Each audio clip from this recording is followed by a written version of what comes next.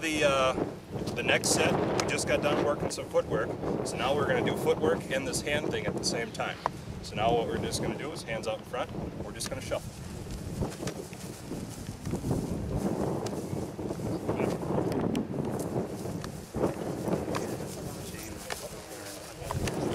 Okay, so we're working two things at the same time there. As a coach, if you start to hear the clippity-clop, you know, say, hey, no horses, no horses, no horses. They're going to figure out what that means. So, and then the next thing, we're working on our hands, just getting nice and light. We're multitasking now. So then you can kind of, if they're getting it, so that's a basic, you know, let them figure it out first. If they're getting it, ready for the next set? Okay, you're getting it.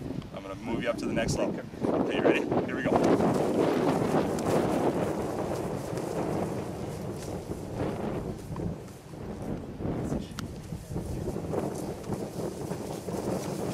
Okay, throw off the rhythm, throw off your timing a little bit with some highs and slows.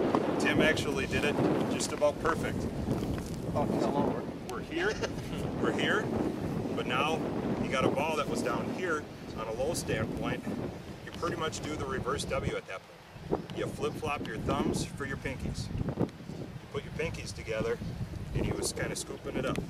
Anytime you're in this position right down here, this would be a technique piece. Like Angela was saying, always you're bringing it up here. Because when you're down here, where's my face? Where's their feet? Down. Okay? I need to get up here quickly to protect my face. Okay? That, and if you got a bruiser, I know Tim was a bruiser when he played. Give me a low ball and then come in after. Okay? Come in after me. Okay? Even if you're a bruiser, you take one of my elbows to your chops.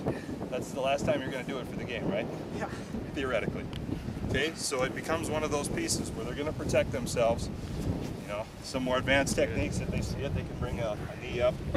Most of the time, this is going to suffice. Elbows can be manipulated very nicely when you play keeper.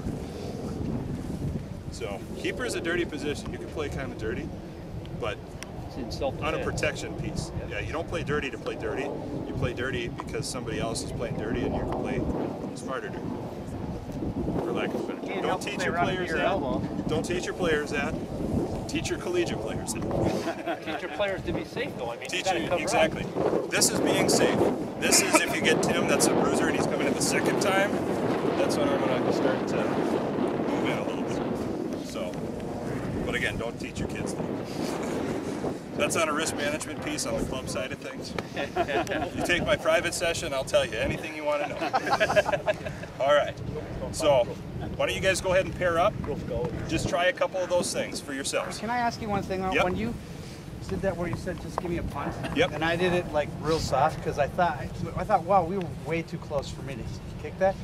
Is that a good one to do with our kids too? I mean, maybe half speed because you did it hard. Well, I know it's Shane's abilities are too, though. I played the other night. It's a double edge. It's a double-edged sword. Yeah, but you can whip it pretty quick. What happens is when we're kicking, if I give you the fish foot, that's the only way you can really kind of give a nice slow one.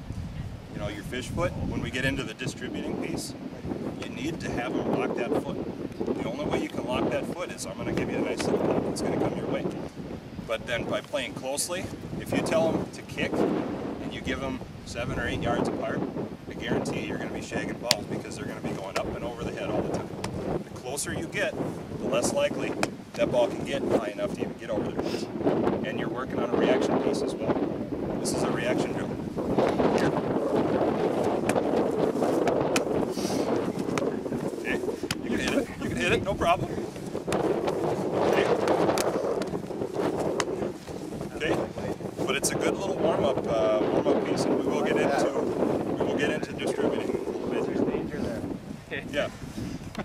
But at the same time, this is still a safer environment than having a situation where your kids just cannot react to that at all. You know, they might take one off the beaner once in a while. Shane, the thing that's nice about what you were just doing too, though, on that, with the younger age kids, when you were saying about how they're not in position-specific spots, that's also teaching the kids the proper technique of just striking the ball, too. So you're getting two things out of a goal. Yep, right there. Absolutely. So, but I mean, the foot piece, again, I don't want to get ahead Yeah, of no. ourselves there. So, but any questions before? Definitely try that the hand drill out. Get yourselves into pairs or threes or whatever you want to do, and just give it a shot for a few minutes.